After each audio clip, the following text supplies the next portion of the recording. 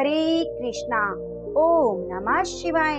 आप सभी भक्तों को फाल्गुन मास के शुक्ल पक्ष की आमल की एकादशी की हार्दिक शुभकामनाएं। इस एकादशी को रंग भरी एकादशी के नाम से भी जाना जाता है। ऐसा माना जाता है कि जो भी भक्त इस दिन का उपवास करते हैं, पूजा अर्चना करते हैं, उनकी सभी मनोकामनाएं पूरी होती हैं। और साथ ही यह एकमात्र ऐसी एकादशी है जिसका संबंध भगवान शंकर से भी है। इस दिन काशी विश्वनाथ वाराणसी में भगवान शिव और माता पार्वती की विशेष पूजा की जाती है। माना जाता है कि इसी दिन बाबा विश्वनाथ माता गौरा का गौना कराकर पहली बार काशी जी आए थे। तब उनका स्वागत रंग गुलाल से हुआ था। तो उसी दिन से इस एकादशी को रंग भरी एकादशी के नाम से जाना जाता है। और साथ ही इस दिन भगवान विष्णु और आंवले के वृक्ष की पूजा की जाती है, क्योंकि इसी दिन कहा जाता है कि आंवले के वृक्ष की उत्पत्ति हुई। एकादशी का व्रत करने से और कथा को सुनने से 1000 गोदान के बराबर पुण्य फल की प्राप्ति होती है। सभी व्रतों में एकादशी का व्रत सबसे प्राचीन है। पद्म पुराण के अनुसार स्वयं श्री ब्रह्मा जी ने देवऋषि नारद जी को उपदेश देते हुए कहा था कि एकादशी महान पुण्य देने वाली होती है। कहा जाता है कि जो भी मनुष्य इस एकादशी का व्रत करता है, उसके पितृ और पूर्वज कोई योनि को त्याग कर स्वर्ग लोक को जाते हैं। और साथ ही घर में सुख समृद्धि की प्राप्ति होती है और सभी मनोकामनाएं पूरी होती हैं। व्यक्ति के जन्म जन्मांतर के पापों से मुक्ति मिल जाती है। तो प्रिय भक्तजनों, मैं आपको सुनाने जा रही हूँ आमल की एकादशी की संपूर्ण व्रत कथा और साथ ही भगवान शिव की पौराणिक कथा। तो प्रिय भक्तजनों, आप इन कथाओं को पूरा पूरा जरूर सुनिए और कथा सुनते हुए वीडियो को लाइक करके भगवान विष्णु और भगवान शिव की जय जरूर लिखिए। कथा को बीच में आधा अधूरा छोड़ने से हम केवल पाप के भागीदार बनते हैं। तो आप कथा का पूरा पुण्य प्राप्त करने के लिए कथा को पूरा पूरा जरूर सुनिए। जय श्री गणेश। ओम नमः शिवाय। हर हर महादेव। 88,000 ऋषियों को संबोधित करते हुए सूत जी ने कहा, हे विप्रों, प्राचीन काल की बात है। राजा मानधाता ने वशिष्ठ जी से पूछा, हे वशिष्ठ जी, यदि आप मुझ पर प्रसन्न हैं तो ऐसे व्रत का विधान बताने की कृपा करें जिससे मेरा कल्याण हो। महर्षि वशिष्ठ ने कहा, हे राजन, सब व्रतों में उत्तम और अंत में मोक्ष देने वाला आमल की एकादशी का व्रत है। राजा मानधाता ने कहा, हे ऋषि, इस अमल की एकादशी के व्रत की उत्पत्ति कैसे हुई? इस व्रत को करने का क्या विधान है? वेद के ज्ञाता, कृपया कर यह सब मुझे बताइए विस्तार पूर्वक। महर्षि वशिष्ठ ने कहा, हे राजन, मैं तुम्हारे सामने विस्तार से इस व्रत का वृतांत कहता हूँ। यह व्रत फाल्गुन मास के शुक्ल पक्ष में होता है। इस व्रत के फल के प्रभाव से सभी पाप समूल नष्ट हो जाते हैं।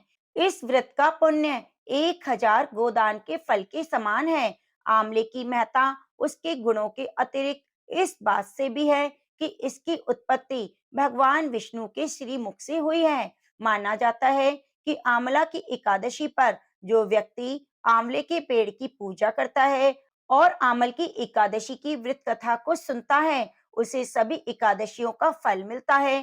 धन दौलत में किसी तरह की दिक्कत और कमी नहीं होती और व्यक्ति का जीवन सुख समृद्धि के साथ बीतता है। अब मैं आपको एक पौराणिक कथा सुनाता हूँ। ध्यान पूर्वक इसका श्रवण करो। प्राचीन समय में वैदिक नाम का एक नगर था। उस नगर में ब्राह्मण, वैश्य, क्षत्रिय, शूद्र चारों वर्णों के मनुष्य प्रसन्नता पूर्वक निवास करते थे। नगर में सदैव वैद ध्वनि गूंजा करती थी। उस नगरी में कोई भी पापी, दुराचारी, नास्तिक नहीं था। उस नगर में चातुर्रथ नामक चंद्रवंशी राजा राज्य करता था। वह उच्च कोटि का विद्वान और धार्मिक प्रवृत्ति का व्यक्ति था। उसके राज्य में कोई भी निर्धन और लोभी नहीं था। उस राज्य के सभी लोग भगवान विष्णु के अनन्य भक्त थे। वहां के छोटे बड़े सभी निवासी प्रत्येक एकादशी का उपवास करते थे। एक बार फाल्गुन माह के शुक्ल पक्ष की आमल की नामक एकादशी आई। उस दिन राजा और प्रत्येक प्रजा, जन, वृद्ध ने, बालक तक ने आनंद पूर्वक उस एकादशी का उपवास किया।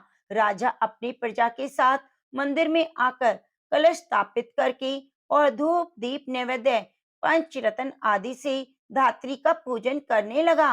वे सभी धात्री की इस प्रकार स्तुति करने लगे, हे धात्री, आप ब्रह्म स्वरूप हैं, आप ब्रह्मा जी के द्वारा उत्पन्न हुई हैं और सभी पापों को नष्ट करने वाली हैं। आपको नमस्कार है, आप मेरा अर्घ स्वीकार करें।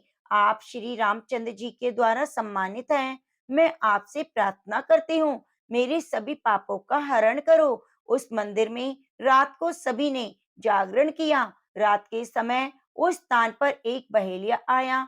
वह महाताप और दुराचारी था। उसने कुटुंब का पालन यह जीव हिंसा करके की थी। वह भूख और प्यास से अत्यंत व्याकुल था। कुछ भोजन पाने की इच्छा से वह मंदिर के एक कोने में बैठ गया। उस स्थान पर बैठकर वह भगवान विष्णु की कथा और एकादशी महात्म्य को सुनने लगा। इस प्रकार उस बहेलिये ने संपूर्ण रात्रि अन्य लोगों के साथ जागरण कर व्यतीत कर दी। सभी लोग अपने अपने निवास पर चले गए।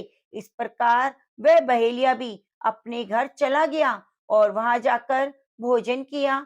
उस समय व्यतीत होने के बाद उस बहेलिये की मृत्यु हो गई। हालांकि जीव हिंसा के कारण वह घोर नरक का गामी हुआ था, परंतु इस दिन आमल की एकादशी का व्रत और जागरण के प्रभाव से उससे राजा विदुरथ के यहाँ जन्म लिया। उसका नाम वसुरथ रखा गया। बड़ा होने पर वह चतुरंगनी सेना सहित धन धान्य से युक्त होकर 10,000 ग्रामों का संचालन करने लगा और तेज में सूर्य के समान, कांति में चंद्रमा के समान, भगवान विष्णु के समान तेज और क्षमा में पृथ्वी के समान था। वह अत्यंत धार्मिक, सत्यवादी, कर्मवीर और विष्णु जी का भक्त था। वह प्रजा का समान भाव से पालन करता, दान देना उसका नित्य कर्म था। एक समय राजा वसुरथ ने शिकार खेलने के लिए गए। देव योग से वे वन में रास्ता भटक गए और दिशा ज्ञान न होने के कारण उसी वन में एक वृक्ष के नीचे सो गए। कुछ समय बाद पहाड़ी डाकू वहां आए और राजा को अकेला देखकर मारो मारो चिल्लाते हुए बेकसूर राजा की ओर दौड़े। वह डाकू कहने लगे, इस दुष्ट राजा ने हमारे माता पिता, पुत्र पौत्र आदि सभी संबंधियों को मारा है और देश से निकाल दिया है। अब हम इसे मारकर अपना अपमान का बदला लेंगे। इतना कहकर वे डाकू राजा को मारने लगे, उस पर अस्त्र शस्त्र का प्रहार करने लगे। डाकुओं के वह अस्त्र शस्त्र राजा के शरीर से स्पर्श होते ही नष्ट होने लगे और राजा को वह शस्त्र पुष्पों के समान प्रतीत होने लगे।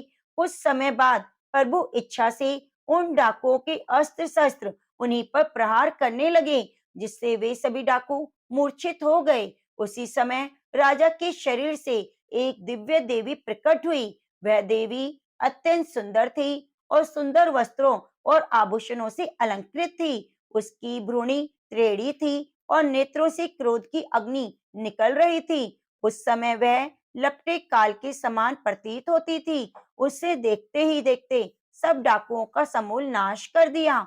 नींद से उठने पर राजा ने वहां अनेक डाकुओं को मृत पड़ा देखा। वह सोचने लगा, किसने इन्हें मारा है? इस वन में मेरा कौन हितैषी है? राजा वसुरथ था। उसी समय आकाशवाणी हुई, राजन, इस संसार में भगवान विष्णु के अतिरिक्त तेरी रक्षा कौन कर सकता है? इस आकाशवाणी को सुनकर राजा ने भगवान विष्णु को स्मरण कर उन्हें प्रणाम किया। उसके बाद अपने नगर को वापस आ गया। सुख पूर्वक राजा राज्य करने लगा। महर्षि वशिष्ठ जी ने कहा, हे राजन, यह सब आमल की एकादशी के व्रत का प्रभाव था। जो मनुष्य एक भी आमल की एकादशी का व्रत करता है, वह प्रत्येक कार्य में सफल होता है और अंत में वैकुंठ धाम को जाता है। भगवान श्री हरि की शक्ति हमें सभी कष्टों से मुक्ति प्रदान करती है। यह मनुष्य की ही नहीं, अपितु देवताओं की रक्षा करने में भी पूर्णतः समर्थ है। इस शक्ति के बल से भगवान विष्णु ने मधुकैटभ नाम के राक्षसों का संहार किया। तो प्रेम से बोलिए लक्ष्मी नारायण भगवान की जय। एक बार की बात है, एक जगह पर सत्संग चल रहा था। भारी भीड़ इकट्ठी थी। वहीं पर एक संत महाराज प्रवचन दे रहे थे। प्रवचन में संत महाराज जी कह रहे थे, अनजाने में यदि गलती हो तो व्यक्ति को उस बात का आभास नहीं होता, लेकिन पाप तो पाप है, जानबूझकर किया जाए या अनजाने में, व्यक्ति को आभास हो या ना हो, उसका दंड तो अवश्य ही भुगतना पड़ेगा। इसलिए अतीत में तुमसे जो पाप हो गए उनका प्रायश्चित करो और भविष्य में कभी पाप ना करने का संकल्प लो। इस तरह का संत महाराज प्रवचन दे रहे थे और आसपास के सभी भक्तजन बड़ी श्रद्धा और तल्लीनता से सुन रहे थे।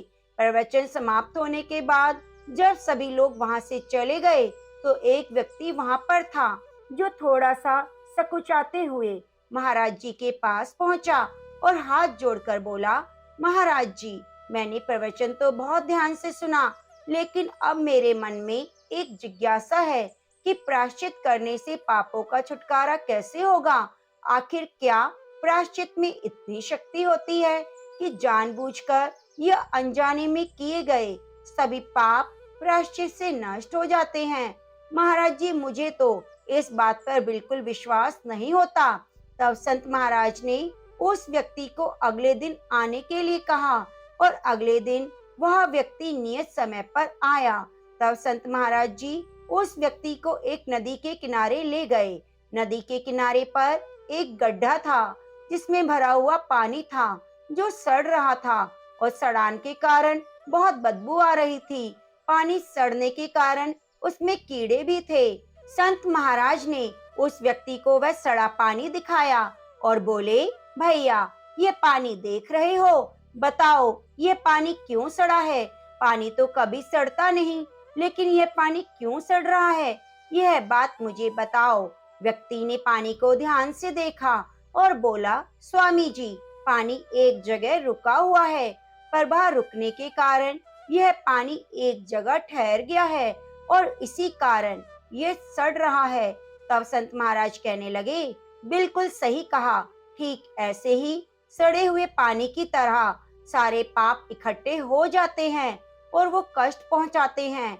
जिस तरह बारिश का पानी इस सड़े पानी को बहाकर हटा देता है, उसी प्रकार नदी को पवित्र बना देता है, उसी प्रकार प्रायश्चित रूपी अमृत वर्षा इन सभी पापों को नष्ट करके मन को पवित्र बना देती है। इससे मन शुभ और अच्छे कर्मों के लिए तैयार हो जाता है। ठीक इसी तरह जब कोई व्यक्ति प्रायश्चित करने का संकल्प लेता है तो उसका मन बदल जाता है और वह व्यक्ति आगे जीवन में कभी गलती नहीं करता जो उसने पिछले जन्म में की है, अपने पिछले समय में की हुई होती है।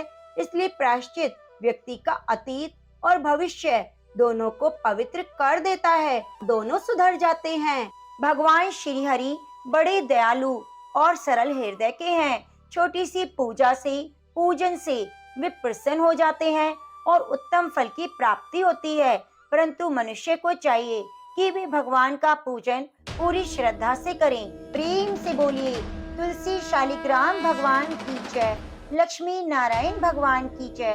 प्रिय भक्तजनों, अब आइए सुनते हैं एकादशी माता की कथा। एक बार एक राज्य में एक राजा राज्य करता था।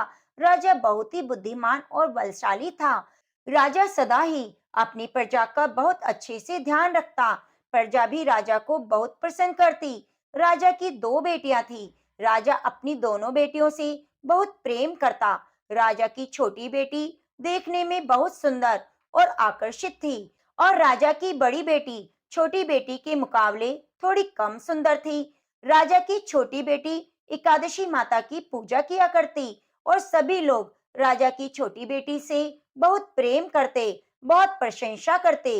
राजा भी अपनी छोटी बेटी से बहुत प्रेम करता, जिसके कारण राजा की बड़ी बेटी को अपनी छोटी बहन से बहुत नफरत होने लगी थी। राजा की दोनों बेटियां जब बड़ी हो गई, तब एक पड़ोस के राज्य में रहने वाले राजकुमार राजा की बड़ी बेटी के लिए रिश्ता लेकर आया। लेकिन जैसे ही उस राजकुमार की नजरें राजा की छोटी बेटी पर पड़ी, तो वह राजकुमार राजा की छोटी बेटी पर आकर्षित हो गया और छोटी बेटी से पहली नजर में प्रेम करने लगा। उस राजकुमार ने राजा की बड़ी बेटी के साथ विवाह करने से मना कर दिया और राजा से कहा कि मैं आपकी छोटी बेटी से विवाह करना चाहता हूँ।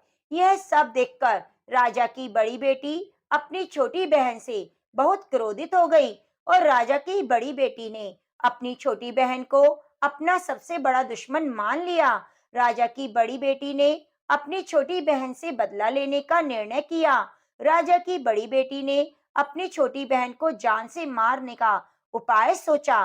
राजा की बड़ी बेटी ने अपनी छोटी बहन को मारने के लिए सबसे पहले एक लड्डू में जहर मिलाया और अपनी छोटी बहन को दे दिया। लड्डू खाने के लिए कहा, लेकिन लड्डू खाने के बाद भी छोटी बहन को कुछ ना हुआ।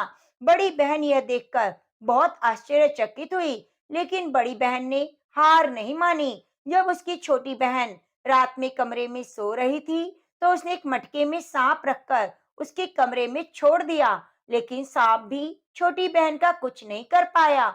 जिसके बाद बड़ी बहन ने अपनी छोटी बहन से कहा कि चलो हम कुएं में से पानी भर लाते हैं। जिसके लिए वह अपनी छोटी बहन को पानी भरने के बहाने कुएं के पास ले गई और अपनी छोटी बहन को कुएं में धक्का दे दिया, लेकिन छोटी बहन को तब भी कुछ ना हुआ, क्योंकि हर बार ग्यारस माता उसकी रक्षा कर रही थी। उधर बड़ी बहन ने अपने सारे प्रयास के बाद भी असफल हो रही थी, जिससे वह बहुत क्रोधित हुई और फिर उसने अपनी छोटी बहन के पास जाकर प्रश्न किया, मेरी छोटी बहन, क्या तुमको पता है कि भगवान ने सबको मृत्यु एक निश्चित समय पर लिखी है और कैसे तुम्हारी या मेरी मृत्यु होगी, क्या ये तुम जानती हो?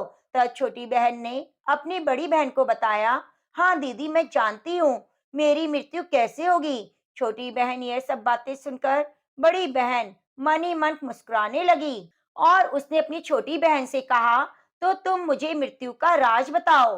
तब छोटी बहन ने अपनी बड़ी बहन से कहा, मेरी मृत्यु तो एक तोते में है। जो तोते के गले में हार है, उसमें मेरी मृत्यु होगी। जब तक कोई व्यक्ति तोते को मारकर उस हार को अपने गले में पहने, तो मैं मूर्छित हो जाऊंगी और जैसे ही उस हार को अपने गले से उतारे, तो मैं वापस जीवित हो जाऊंगी। अपनी छोटी बहन की मृत्यु का राज जानकर बड़ी बहन बहुत खुश हुई। उसने अपनी छोटी बहन को मारने के लिए उसके पालतू तोते को ढूंढना शुरू किया। छोटी बहन को इस बात का आभास हो गया था कि कोई उसकी जान लेना चाहता है, जिसके लिए वह अपने पिताजी के पास गई और अपने पिताजी से कहा कि पिताजी, मेरी मृत्यु के बाद आप मुझे जलाना नहीं, बल्कि आप मुझे एक पुरानी हवेली में एक पलंग पर लिटाकर छोड़ देना। अपनी छोटी लड़की की यह बातें सुनकर राजा आश्चर्यचकित हो गया। राजा ने अपनी छोटी बेटी से पूछा, बेटी तुम ये क्या कह रही हो? तब राजा की छोटी बेटी ने बताया कि पिताजी, समय किसी के लिए रुकता नहीं, कब क्या किसका हो जाए इसका किसी को कुछ पता नहीं। फिर राजा ने अपनी छोटी बेटी से कहा, तुम ऐसी बातें क्यों कर रही हो? 2-3 दिन के बाद तुम्हारा विवाह है। लेकिन छोटी बेटी ने अपने पिताजी को ऐसा करने पर मजबूर किया और वचन ले लिया। राजा ने भी अपनी छोटी बेटी की बात स्वीकार कर ली और 2-3 दिनों के बाद जब शादी का समय आया, तब राजकुमार बारात लेकर राजा के घर आया और राजकुमार और राजा की छोटी बेटी का विवाह शुरू हो गया। जैसे ही राजा की छोटी बेटी राजकुमार के साथ फेरे लेने शुरू किया, तो उसकी बड़ी बहन अपनी छोटी बहन के कमरे में जाकर उसके तोते को पकड़ लेती है और जान से मार देती है। तोते के गले में जो हार था, अपने गले में धारण कर लेती है और जैसे ही बड़ी बहन हार को अपने गले में धारण करती है, छोटी बहन 3.5 फेरे ही ले पाती है और बेहोश होकर गिर जाती है। जिसके बाद राजा ने बड़े बड़े हकीमों को बुलाया और छोटी बेटी का इलाज करने के लिए कहा। जब वैद्य ने छोटी बेटी को देखा, तो राजा को बताया कि आपकी बेटी ना तो जीवित है और ना मरी हुई है, ऐसा पहली बार देख रहा हूँ। राजा ने वैद्य हकीम को यह बात बाहर बताने से मना कर दिया और कहा, अगर तुमने यह बात किसी को बाहर बताई, तो मैं तुम्हें फांसी दे दूंगा। राजा ने अपनी छोटी बेटी को पुराने महल में जाकर एक पलंग पर लेटा दिया और वहां पर कुछ सैनिकों को तैनात कर दिया। जिसके बाद राजा वापस अपने महल पर आ गया। राजा की बड़ी बेटी अपने पिताजी के पास आई और कहने लगी, पिताजी, अगर ये शादी संपन्न नहीं हुई तो आपकी इज्जत का क्या होगा? आप कहें तो मैं आपकी इज्जत बचाने के लिए राजकुमार से शादी करने को तैयार हूँ। जिसके बाद राजा ने अपनी बड़ी बेटी की बात मान ली। राजा ने बड़ी बेटी को छोटी बेटी के कपड़े पहनाकर मंडप में भेज दिया। लेकिन राजकुमार यह जान गया था कि राजा की छोटी बेटी नहीं है, बल्कि यह बड़ी बेटी है। लेकिन जब राजकुमार ने शादी करने से मना किया, तो सभी लोगों ने राजकुमार को बेवश करके राजा की बड़ी बेटी की बचे हुए फेरों को संपन्न करा दिया और विवाह संपन्न हुआ। उसके बाद राजकुमार राजा की बड़ी बेटी को अपने महल में ले गया। विवाह होने के बाद राजकुमार उससे ना तो बात करता, न उसे पसंद करता, न उसके आसपास भटकता। राजकुमार ने यह फैसला लिया था कि वह अपनी प्रेमिका को ढूंढकर रहेगा और ये जानकर रहेगा कि इसके साथ क्या हुआ। एक दिन राजकुमार अपने घोड़े पर सवार होकर राजा के पुराने महल में पहुंच गया, जहां पर उसने कुछ सैनिकों को देखा। महल के पास पहुंचकर राजकुमार ने जब महल को ध्यान से देखा, तो वह समझ गया, यह तो हमारे ससुर जी का महल है। तब राजकुमार ने सैनिकों से पूछा कि तुम लोग यहाँ क्या कर रहे हो और इस महल के अंदर उस पलंग पर कौन लेटा है? जिसके बाद सैनिकों ने बताया कि यहाँ पर राजा की छोटी बेटी लेटी है। यह सुनकर राजकुमार बहुत प्रसन्न हो गया और तुरंत अपनी प्रेमिका के पास पहुंच गया। उसकी सेवा करने लगा। जैसे ही रात हुई, तो राजा की छोटी बेटी उठकर खड़ी हो गई और राजकुमार यह देखकर बहुत खुश हुआ और उसने अपनी प्रेमिका से पूछा, तुम यहाँ क्या कर रही हो? तुम मेरे साथ मेरे घर चलो। राजा की छोटी बेटी ने राजकुमार को सारी बात बता दी कि मेरी जान एक तोते में बसती है। मैंने यह बात सिर्फ अपनी बड़ी बहन को बताई थी। मुझे पता है कि उसने ही मुझे मारने का प्रयास किया है।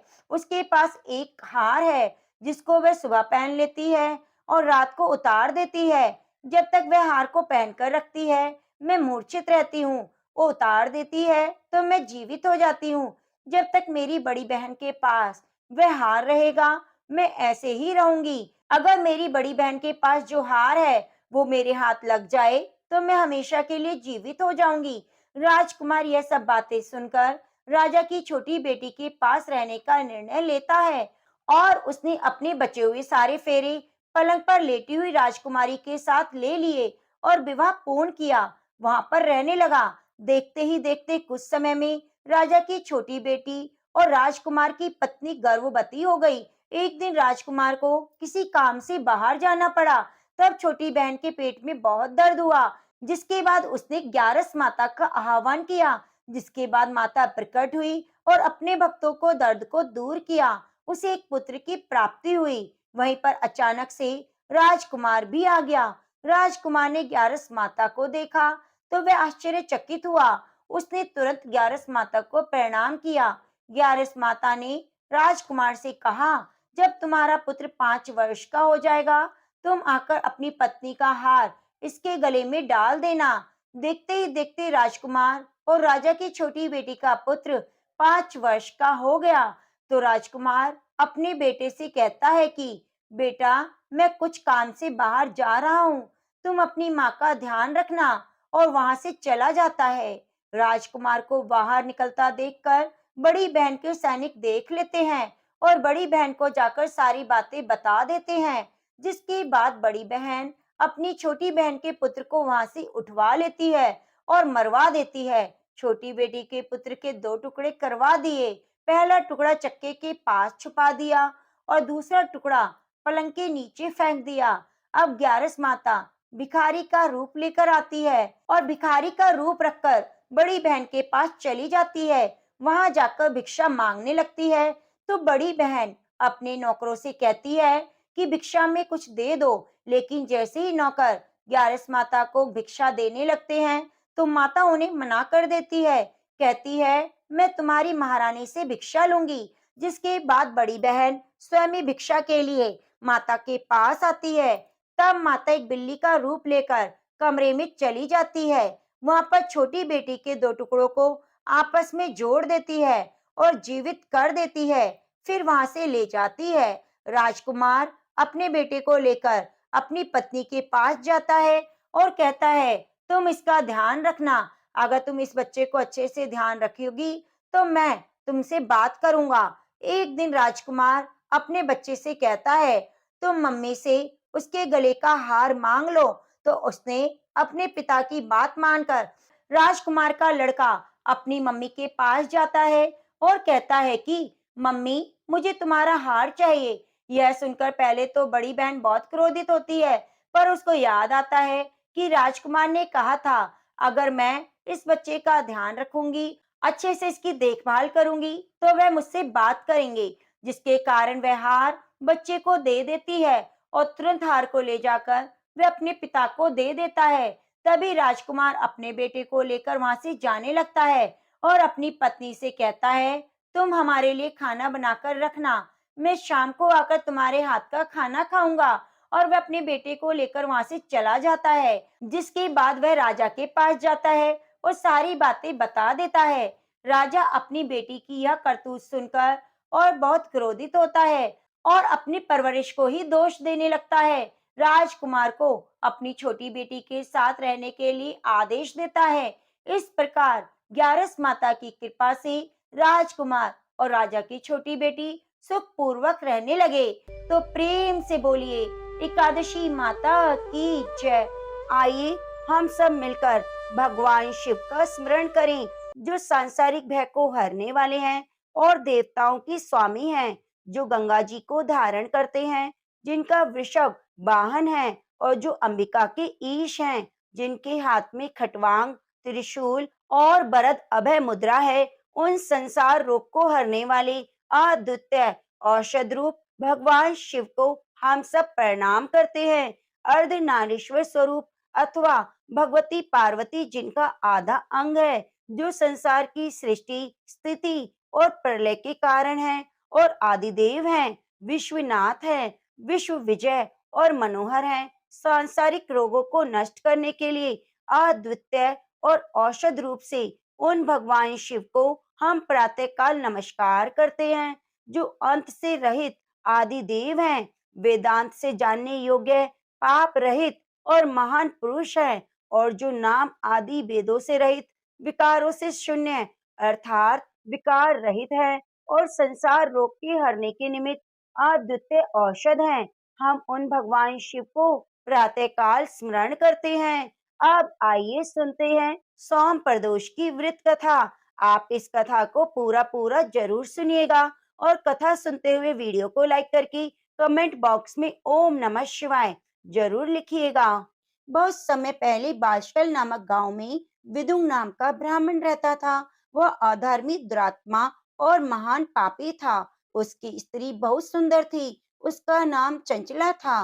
वह सदा उत्तम धर्म का पालन करती, परंतु विदुंग वैश्यगामी था। इस तरह कुकर्म करते हुए बहुत समय व्यतीत हो गया। उसकी स्त्री काम से पीड़ित होने पर भी धर्म नाश के भय से कलिश सहकर भी काफी समय तक धर्म से भ्रष्ट नहीं हुई, परंतु आगे चलकर वह भी दुराचारी पति के आचरण से प्रभावित होकर दुराचारी और अपने धर्म से विमुख हो गई। इस तरह दुराचार में डूबे हुए उन पति पत्नी का बहुत सा समय व्यर्थ व्यतीत हो गया। वैश्यगामी दूषित बुद्धि वाला वह दुष्ट ब्राह्मण विदुंकारी नरक में चला गया।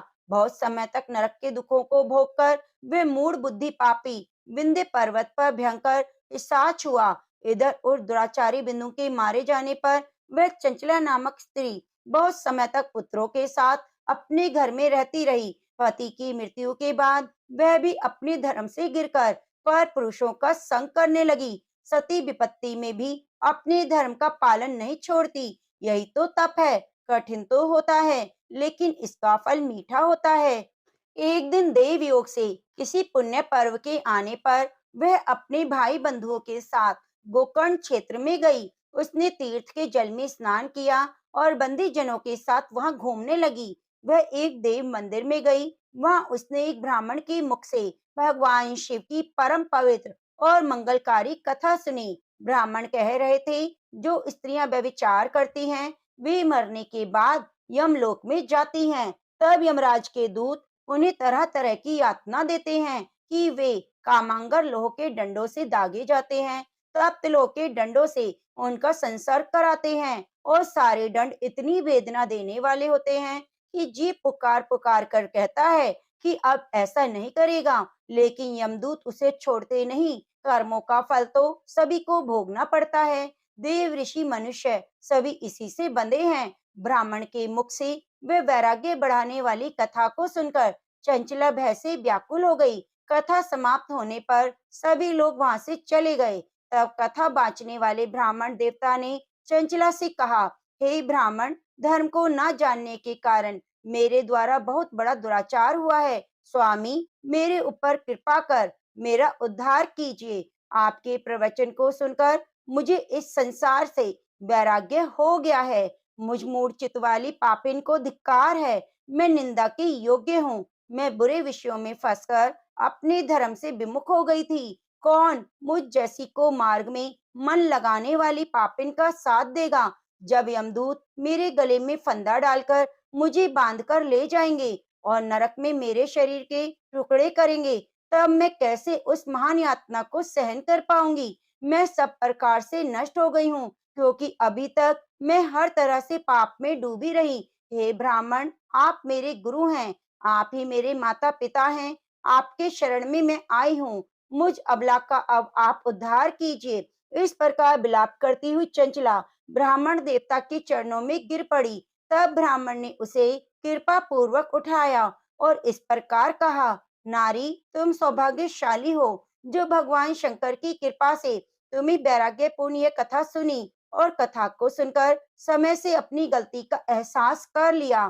तुम डरो मत और भगवान शिव की शरण में जाओ। उनकी परम कृपा से तुम्हारे सभी पाप नष्ट हो जाएंगे। मैं तुम्हें भगवान शिव की कथा सहित वह मार्ग बताऊंगा जिसके द्वारा तुम्हें सुख देने वाली उत्तम गति प्राप्त होगी। शिव कथा सुनने से तुम्हारी बुद्धि शुद्ध हो गई है और तुम्हें पश्चाताप हुआ है। मन में वैराग्य उत्पन्न हुआ है। पश्चाताप ही पाप करने वाले पापियों के लिए सबसे बड़ा प्रायश्चित है। जो मनुष्य अपने को कर्म के लिए प्रायश्चित नहीं करता, वह उत्तम गति प्राप्त नहीं करता, परंतु जिसे अपने कुकृत्य पर हार्दिक पश्चाताप होता है, वह अवश्य ही उत्तम गति का भागीदार होता है। इसमें शक नहीं। शुद्ध चित्त में ही भगवान शिव और माता पार्वती का वास होता है। वह शुद्ध आत्मा पुरुष भगवान सदाशिव के पद को प्राप्त होता है। इस कथा का श्रवण सभी मनुष्यों के लिए कल्याणकारी है, अतः इसकी आराधना और सेवा करनी चाहिए। हे ब्राह्मण पत्नी, तुम अन्य विषयों से अपने मन को हटाकर भगवान शंकर की इस परम पावन कथा को सुनो। इससे तुम्हारे चित्त की शुद्धि होगी और तुम्हें मोक्ष की प्राप्ति होगी। जो मनुष्य निर्मल हृदय से भगवान शिव के चरणों का चिंतन करता है, उसकी एक ही जन्म में मुक्ति हो जाती है। यह कहकर वह ब्राह्मण चुप हो गए। उनका हृदय करुणा से भर गया। वे ध्यान में मग्न हो गए। ब्राह्मण का उपदेश सुनकर चंचला के नेत्रों में आनंद के आंसू छलक आए। वह हर्ष से भरे हृदय से ब्राह्मण देवता के चरणों में गिर गई और हाथ जोड़कर बोली, मैं कृतार्थ हो गई। हे ब्राह्मण शिव भक्तों में श्रेष्ठ स्वामिन, आप धन्य हैं। आप परमार्थदर्शी हैं और सदा परोपकार में लगे रहते हैं। साधु, मैं नरक के समुद्र में गिर रही हूँ। कृपया मेरा उद्धार कीजिए। जिस पौराणिक और अमृत के समान कथा की बात आपने की है, उसे सुनकर मेरे मन में वैराग्य उत्पन्न हुआ है। उस अमृतमय कथा को सुनने के लिए मेरे मन में बड़ी श्रद्धा हो रही है। कृपया आप मुझे उसे सुनाइए। कथा सुनने की इच्छा मन में लिए हुए चंचला उस ब्राह्मण देवता की सेवा में वहीं रहने लगी। उस गोकर्ण नामक महान क्षेत्र में उस ब्राह्मण देवता के मुख से चंचला भगवान शिव की भक्ति, ज्ञान और वैराग्य बढ़ाने वाली, मुक्ति देने वाली परम उत्तम कथा सुनकर कृतार्थ हुई। उसका चित्त शुद्ध हो गया। वह अपने हृदय में शिव के सगुण रूप का चिंतन करने लगी। वह सदैव शिव सच्चिदानंद में स्वरूप का स्मरण करती थी। इसके बाद अपना समय पूर्ण होने पर चंचला ने बिना किसी कष्ट के अपना शरीर त्याग दिया। उसे लेने के लिए एक दिव्य विमान वहां पहुंचा। वह विमान शोभा साधनों से सजा था और शिवगणों से सुशोभित था। चंचला विमान से शिवपुरी पहुंची। उसके सारे पाप धुल गए वह दिव्य रूप धारणी दिव्यांगना हो गई। वह गौरंगी देवी मस्तक पर अर्धचंद्र का मुकुट और अन्य दिव्य आभूषण पहने शिवपुरी में पहुंची। वहां उसने सनातन देवता त्रिनेत्रधारी महादेव शिव को देखा। सभी देवता उनकी सेवा में भक्ति भाव से उपस्थित थे। उनकी अंग कांति करोड़ों सूर्यों की समान प्रकाशित हो रही थी। 5 मुख और हर मुख में 3-3 नेत्र थे। मस्तक पर अर्धचंद्र आकार मुकुट शोभायमान हो रहा था। कंठ में नील चिन्ह, उनके साथ में देवी गौरी विराजमान थी, जो विद्युत पुंज के समान प्रकाशित हो रही थी। महादेव जी की कांति कपूर के समान गौर थी। उनके शरीर पर श्वेत वस्त्र थे और शरीर श्वेत भस्म से युक्त था। इस प्रकार भगवान शिव के परम उज्जवल रूप के दर्शन कर चंचला बहुत प्रसन्न हुई। उसने भगवान को बार बार प्रणाम किया और हाथ जोड़कर प्रेम, आनंद और संतोष से युक्त होकर विनीत भाव से खड़ी हो गई। उसके नेत्रों से आनंद के आंसुओं की धारा बहने लगी। भगवान शंकर और भगवती गौरी उमा ने करुणा के साथ सौम्य दृष्टि से देखकर चंचला को अपने पास बुलाया। गौरी उमा ने उसे प्रेम पूर्वक अपनी सखी बना लिया। चंचला सुख पूर्वक भगवान शिव के धाम में उमा देवी की सखी के रूप में निवास करने लगी। एक दिन चंचला आनंद में मग्न उमा देवी के पास गई और दोनों हाथ जोड़कर उनकी स्तुति करने लगी। हे गिरिजा नंदिनी स्कंद माता उमा, आप सभी मनुष्यों और देवताओं द्वारा पूजित और सभी सुखों को देने वाली हैं। आप शंभु प्रिया हैं। आप ही गुणा निर्गुणा हैं।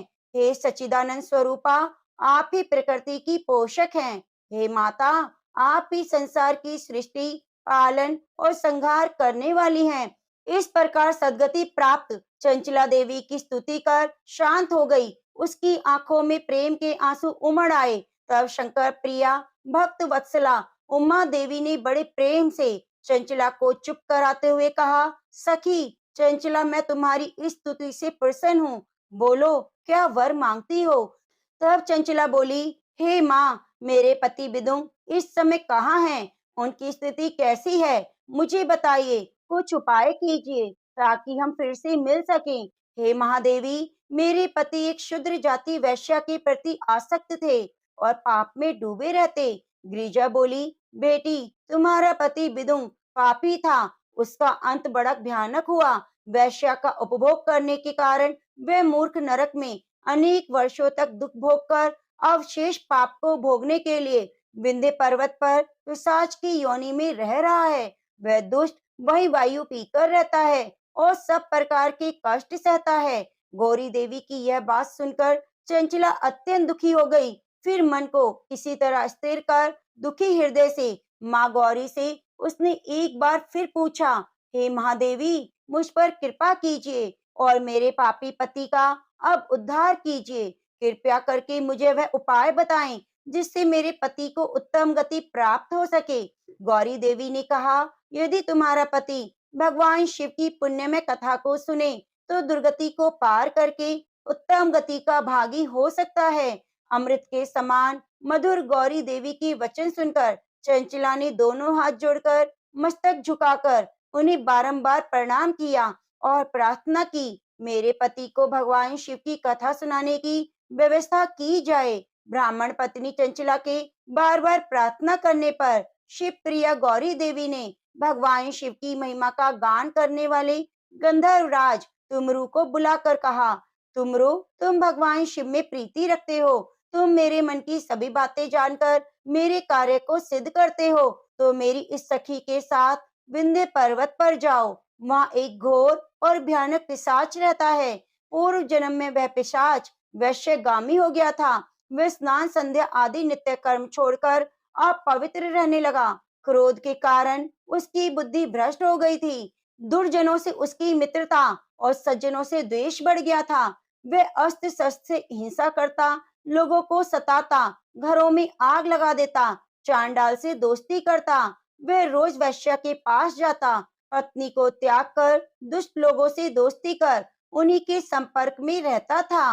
वह मृत्यु तक दुराचार में फंसा रहा और मृत्यु के बाद उसे पापियों के भोग स्थान यमपुरी में ले गए। वहाँ घोर नरकों को सहकर वह इस समय विंध्य पर्वत पर पिशाच बनकर रह रहा है और पापों का फल भोग रहा है। तुम उसके सामने परम पुण्य पापों का नाश करने वाली भगवान शिव की कथा का प्रवचन करो। इस कथा को सुनने से उसका हृदय सभी पापों से मुक्त होकर शुद्ध हो जाएगा और वह प्रेत योनि से मुक्त हो जाएगा। दुर्गति मुक्त होने पर उस विदुम नामक पिशाच को तुम विमान पर बिठाकर भगवान शिव के पास ले आना। माँ उमा का आदेश पाकर गंधर्वराज तुमरु प्रसन्नता पूर्वक अपने भाग्य की सराहना करते हुए चंचला को साथ लेकर विमान से पिशाच के निवास स्थान विंध्य पर्वत पर गया। वहां पहुंचकर उसने विशाल आकृति वाले पिशाच को देखा।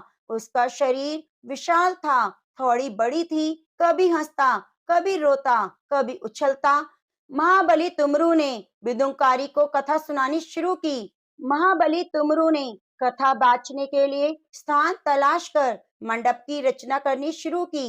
इस बात का पता लोगों को चल गया कि एक पिशाच के उद्धार के हेतु देवी पार्वती की आज्ञा से तुमरू भगवान शिव की कथा सुनाने विंध्य पर्वत पर आया है। उस कथा को सुनने के लोभ से बहुत से देवऋषि वहां पहुंच गए। सभी को आदर पूर्वक स्थान दिया गया। पिशाच बिंदु को पाशों में बांधकर आसन पर बिठाया गया। तब तुमरू ने परम उत्तम भगवान शिव की अमृतमय कथा का गान शुरू किया, जिससे सभी श्रोता कृतार्थ हो गए।